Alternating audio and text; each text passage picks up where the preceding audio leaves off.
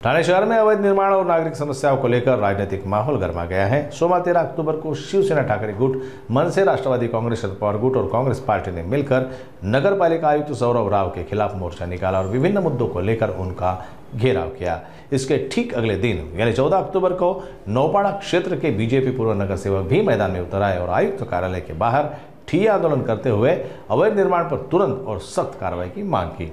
लगातार 2 दिनों से हो रहे इन आंदोलनों से साफ है कि शहर में अवैध निर्माण और प्रशासन की भूमिका को लेकर सभी दल अब आक्रामक रुख अपना रहे हैं और अब देखना ये होगा कि विभिन्न दलों की इन भूमिका पर प्रशासन आखिर क्या निर्णय लेता है। प्रभागातील अनेक विषयांसाठी गेली अनेक वर्ष आम्ही सातत्याने पाठपुरावा करतोय आणि प्रत्येक वेळी आम्हाला आश्वासन दिलं जातं की कारवाई होईल, पण कुठलीही कारवाई होत नाही आणि त्यासाठी म्हणून आज शेवटी आम्ही आयुक्तांच्या केबिनच्या बाहेर इकडे आंदोलनाला बसलेलो आहोत। त्यातला एक महत्त्वाचा विषय म्हणजे गेली 15 दिवस जे आम्ही हे तिसरं आंदोलन करतोय की जो विकासकाने आमच्या निधीतून बांधलेला कट्टा रातोरात उडवला, तर त्या सार्वजनिक मालमत्तेचं नुकसान केल्याप्रकरणी त्या विकासकावरती तातडीने गुन्हा दाखल करावा अशी आम्ही मागणी केली होती आणि आयुक्तांनी आम्हाला आश्वासन दिलं होतं, पण अजूनही त्या बिल्डरवरती कुठलाही गुन्हा दाखल झाला नाही। म्हणजे हा कोण मोठा बिल्डर लागून गेलाय की याला महापालिका एवढं पाठीशी घालतीये। तसंच प्रभागातला हा दुसरा विषय की भक्ती मंदिर रोडवरती जे रेनबो शाळा आहे, तर तिथल्या स्थानिक नागरिकांनी सोसायटीतल्या लोकांनी अनेक वेळा तक्रार केली होती आणि शहर विकासने हा रिपोर्ट दिला होता की ती शाळा ही अनधिकृत आहे, त्याच्यावरती कारवाई होण्याची अपेक्षा होती, पण त्याच्यावरती कुठलीही कारवाई केली गेलेली नाहीये। तसंच अनमोल सफायर आमच्या इथली बिल्डिंग आहे, तिथे अनधिकृत बांधकाम आहे। तर प्रभागामध्ये अशा अनेक ठिकाणी अनधिकृत बांधकामांच्या आम्ही तक्रारी करतो, पण त्याच्यावरती कुठलीही कारवाई होत नाही। प्रत्येक वेळी आश्वासन दिलं जातं आणि म्हणून शेवटी कंटाळून आज आम्ही आयुक्तांच्या केबिनच्या बाहेर इकडे ठिय्या आंदोलनाला बसलेलो आहोत आणि जोपर्यंत त्या बिल्डरवरती गुन्हा दाखल होत नाही, आयुक्त जोपर्यंत आम्हाला सांगत नाहीत की ह्या कारवाया कधी करणार, तोपर्यंत आम्ही इथून हटणार नाही आणि रोज आयुक्तांच्या केबिनच्या बाहेर बसून असंच ठिय्या आंदोलन आम्ही सुरू ठेवणार। वारंवार या अशा आंदोलन करावं लागत आहे। कुठेतरी नगरसेवक बॉडी स्थापित झाली नसल्यामुळे प्रशासन हे मनमानी कारभार करत आहेत का, किंवा कुठल्यातरी एकाच पक्षाच्या किंवा राजकीय ह्याच्या हेतूने कारवाई करत आहेत?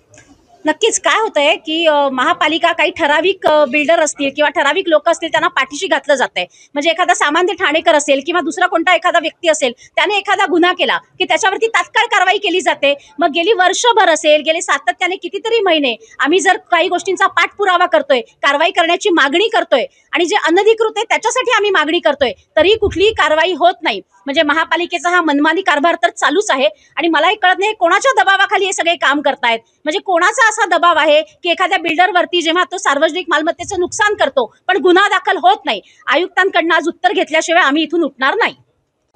खरं पाहता ही शर्मेची बाब आहे की नगरसेवक, माजी नगरसेवकांना असं आयुक्तांच्या केबिनच्या बाहेर बसून आंदोलन करावं लागणं हे आज का वेळ आली। आम्ही वर्षभर या सगळ्या गोष्टींचा पाठपुरावा करून सुद्धा अगदी हात जोडून सगळ्या डिपार्टमेंट्सना विनंती केलेली आहे। समोर दिसतंय आपल्याला की अनधिकृत आहे, याच्यावर कारवाई करा, पण ते नुसती कागदी घोडे नाचवतायत, काही कारवाई त्याच्यावर होत नाहीये। चारी उदाहरणं आता पेंडसे मॅडमनी दिली, ते अनमोल सफायर असेल, रेनबो शाळा असेल, त्यांच्या निधीतला कट्टा तोडलेला असेल, ही कोणाची यांना भीती आहे महापालिकेला? कोण यांना वरनं प्रेशर करतंय?